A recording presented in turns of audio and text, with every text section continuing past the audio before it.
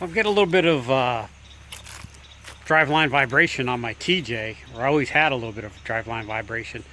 So doing a transfer case drop on it to see if that eliminates it. And then eventually down the road I'm going to do a slip yoke eliminator, because it's the same transfer case that's in my Cherokee and it has a slip yoke. So I kind of want everything to be the same so I can interchange parts if I have to.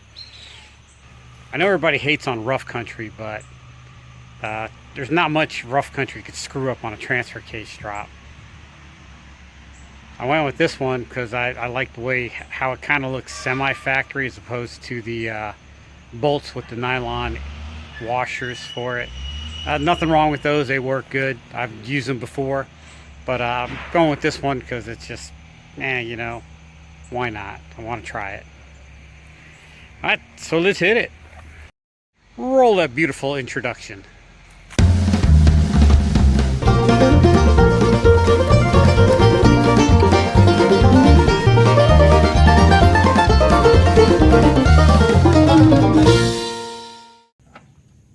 So I'm choosing to do it by hand as opposed to with impact, because I don't know how rusted on these bolts are. I don't want to strip out the nut cert in the frame. But if you do happen to break a bolt on this, they make a repair kit. There's always one bolt that gives you a problem. That sheared that one off. Luckily I used my Harbor Tool and Freight Pittsburgh one, because believe it or not, Harbor Freight will take it back, no questions asked. I'm going to go with the 3/4 inch.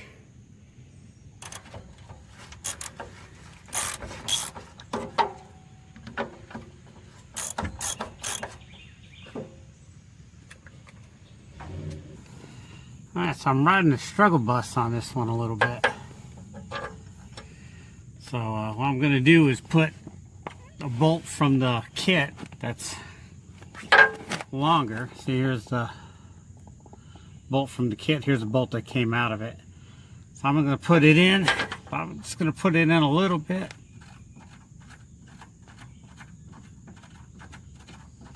Just to stop the skid from falling. For some reason this one's having a hard time coming out. So I got to stick my pry bar in it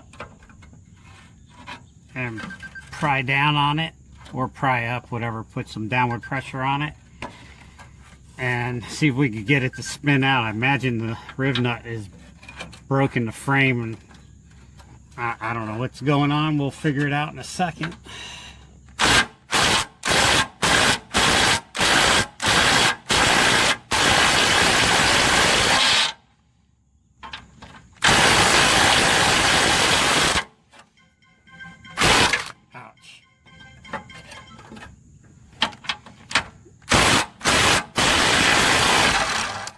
It looks like the riv nut is broke. You can see part of it on the bolt here. Hopefully there's enough in there still to catch the other nut. We shall see. Take our bolt from the kit and see if it'll thread in there. Nope. Well, that sucks. Now's the time to address this rust issue. I want to brush it off and... Yep.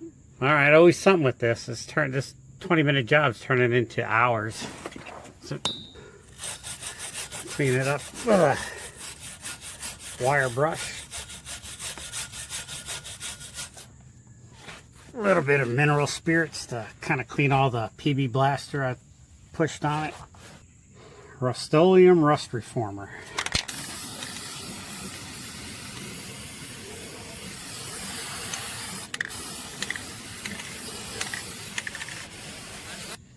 So you notice on this you have big hole on one side, little hole on this side, big hole towards the frame, because if you can see these riv nuts sticking out a little bit, so that covers that. I'm just going to slide it up in there. So new bolt that's going in. Lots, well not lots, but anti-seize. I put this shit on everything. It looks like the transfer case skid slid back some. How'd that happen? Alright. Now you can see it. The problem I have is my skid slid forward. How that happened, I don't know. We're gonna see if we could, I guess a ratchet strap is in order. Yeah, alright. Let's do some redneck engineering.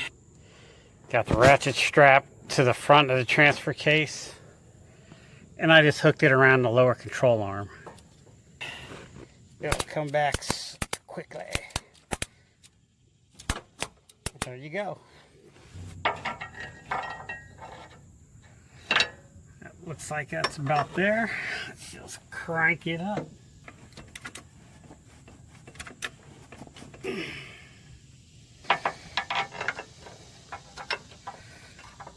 Line it up good. A little more silver snot. If your whole body's not silver, you didn't put enough on there.